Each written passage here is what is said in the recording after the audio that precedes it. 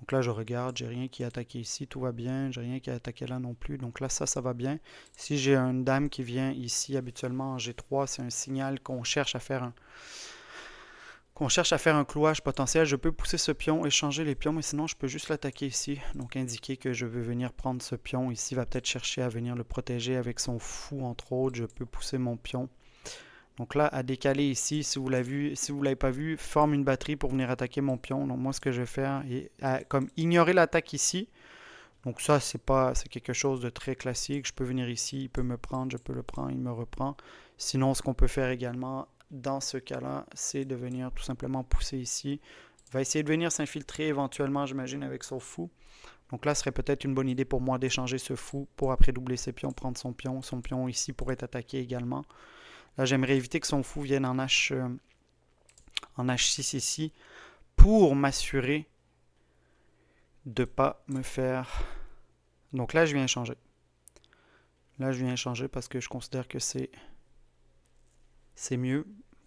Ici, devrait reprendre, sinon on va être en dessous au niveau matériel. Là, j'ai le choix de prendre ici ou de prendre ici. J'ai envie de venir prendre ici. Je vais vous dire pourquoi. Je viens clouer son fou encore une fois. Donc, je viens ici et là, j'ai peut-être une petite tactique d'amener mon fou ici en B5 pour pouvoir attaquer. Faire peut-être même un clouage, un double clouage. Et là, va être très compliqué pour lui. Il n'a aucun échec potentiel. Donc ça, ne m'inquiète pas du tout. Gardez en tête ici le pion en F7. Donc vous voyez, tout est d'une question de temps. En fait, l'adversaire n'a pas si mal joué que ça. Mais l'adversaire qui s'est quand même mis dans certaines difficultés, si je peux dire, là ici, vient chercher peut-être à s'infiltrer d'une quelconque manière. Mais moi, comme je vous dis, je vais jouer mon coup ici très fort. Je viens attaquer ce fou-là, ne peut pas le bouger. Sa dame est clouée. Donc va perdre une pièce ici. Ça, c'est peut-être le genre de stratégie que vous pouvez trouver. S'il bouge la dame, bien évidemment,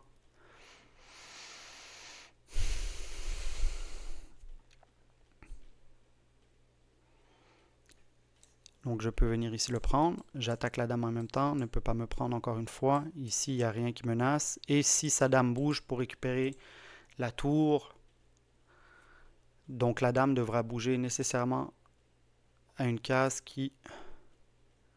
Donc là, évidemment, cherche à protéger absolument sa tour. Comme je vous disais ici, faire attention, le pion va être en prise.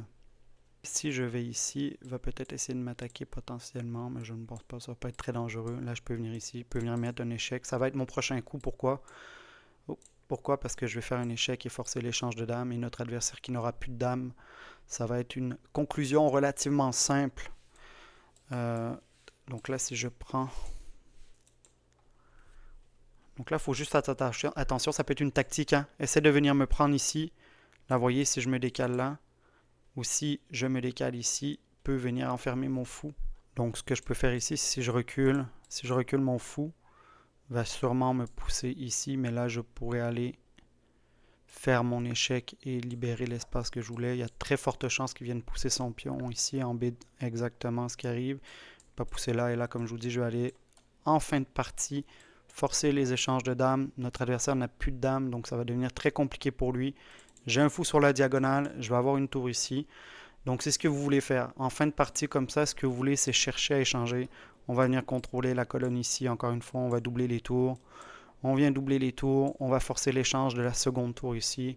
Je serai en avantage matériel sans problème. Je peux essayer de proposer un échange. Si je ne joue pas l'échange, je peux revenir ici, me décaler en D3 ici pour attaquer le pion. Refuser l'échange, je reviens. Là, je vais la jouer en D3, comme je vous dis. Il va encore essayer de m'attaquer, mais c'est pas une attaque qui est forcément efficace parce que, comme je vous disais, c'est qu'un pion qui est attaqué. J'ai deux défenseurs ici.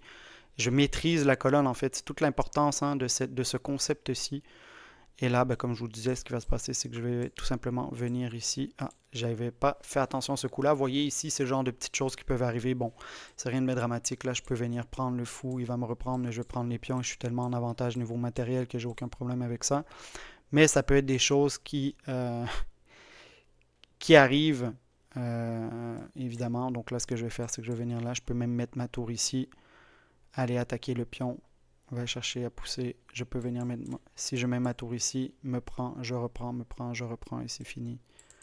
Donc là, je peux venir là. Hop, protéger. n'a pas grand chose à faire ici, même s'il vient échanger, tout est bien protégé. J'attaque son pion. Choisis l'échange, mais va être dans une finale totalement perdante, évidemment. Et là, j'ai ma force des pions ici, hein, j'ai 4 pions. Donc, tout est...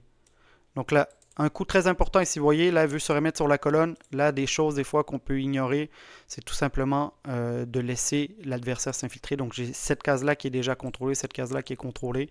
Donc là, ce que je vais faire, je vais juste décaler mon roi, comme ça. Ce qui va se passer, c'est que là, mon roi contrôle plusieurs cases. Et là, boum, je viens simplement prendre sur échec. Et pour le reste, ça va être relativement simple. Je vais pousser mes pions, mettre ma tour derrière mes pions, restreindre le roi adverse. Et ça sera aussi simple que ça. Donc là, elle ne peut pas avancer là, évidemment, parce que ma tour est là. Là, ce que je vais faire, c'est que je vais mettre ma tour derrière le pion. Concept très fort. Et là, notre adversaire n'aura aucune marge de manœuvre, malheureusement pour lui. Là, elle va essayer de venir m'attaquer ici, mais là, vous voyez, je fais juste attaquer mes pièces. Je fais juste monter mes pièces. Et là, ça va être une avalanche de pions, comme on dit. Hein. Là, essayer de m'attaquer les différents pions, mais en fait, je peux... Je vais lui laisser aucune opportunité de venir s'infiltrer. Donc, c'est très simple. Vous voyez, je continue de pousser. J'ai mon roi qui est là, qui vient compenser ça. Hop, je continue de pousser le pion. Peut même pas me faire un échec quelconque. Et là, va se retrouver justement en grande difficulté. Car n'aura pas le temps de venir arrêter mon pion. Donc, va sûrement abandonner d'ici là. À jouer peut-être un peu trop rapidement. Et voilà. Donc, j'espère que ça vous a plu, les fous d'échecs. À bientôt.